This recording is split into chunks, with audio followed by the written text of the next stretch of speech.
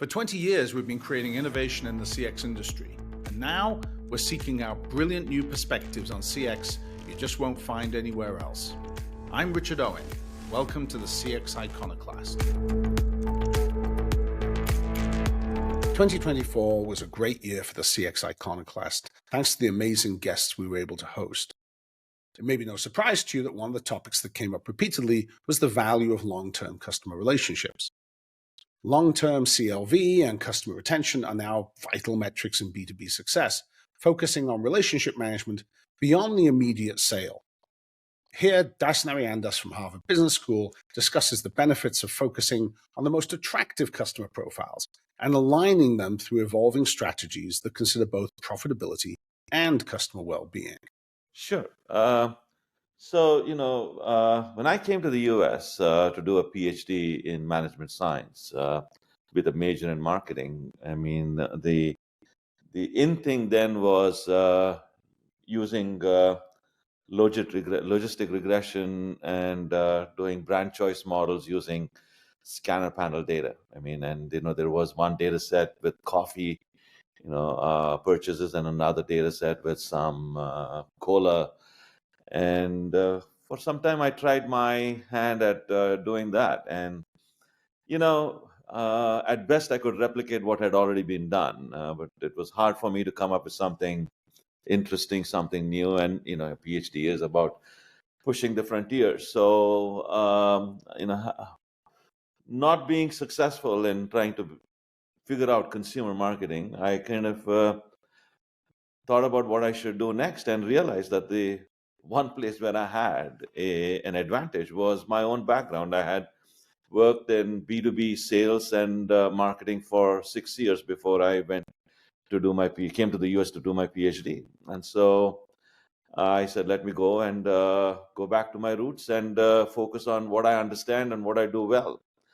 And so that was where it got started, and the right thing to do because ever since then, I've been focused in this area. So my dissertation was actually essays on managing long-term buyer-seller relationships in B2B markets. One of my dissertation papers, which is frequently quoted because it was one of the earliest papers in the academic journals, in the Journal of Marketing, was a paper using empirical data to validate if being in a long-term relationship made sense to the supplier. Till then, there was data on how customers benefited from long-term relationships. So Toyota, just picking one company,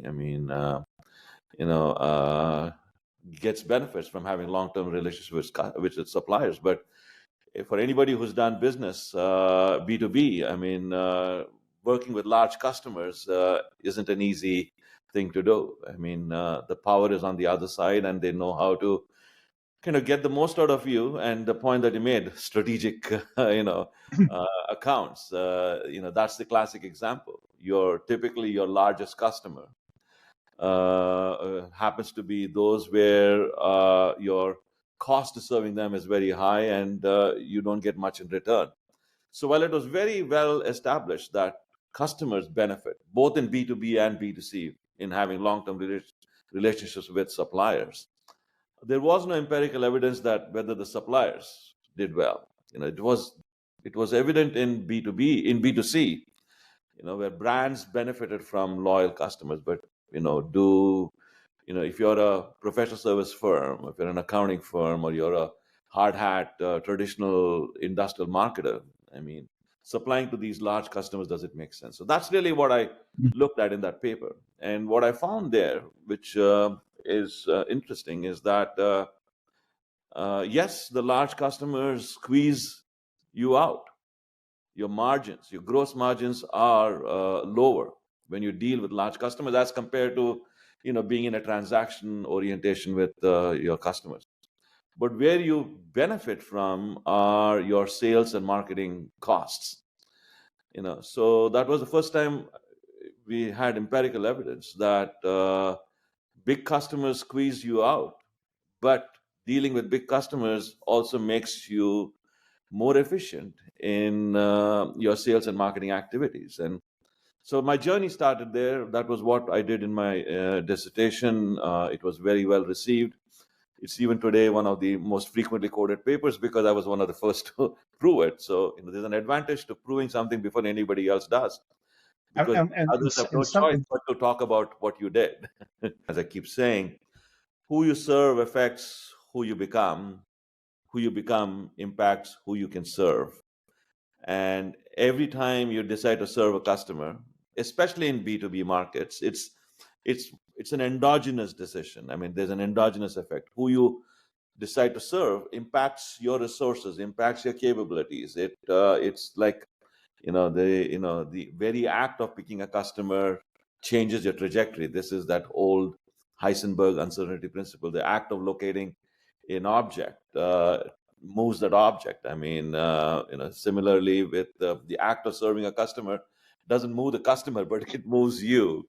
And I am appalled by the amount of time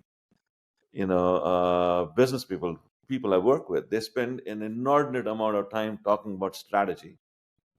But what they don't recognize is that when it comes to execution, every time you make a customer selection decision, you're affecting yourself. So strategy has to be dynamic. I mean, because execution is constantly changing you. And if you're not careful and thoughtful in what you do, I mean, you'll end up with two problems. One, you're serving customers you should never have served. But worse still, you don't have the capacity to serve customers who come down the road who might be fabulous opportunities for you to serve. Thanks for listening to the CX Iconoclast from OCX Cognition. Subscribe wherever you get your podcasts so you won't miss any of our thought-provoking conversations.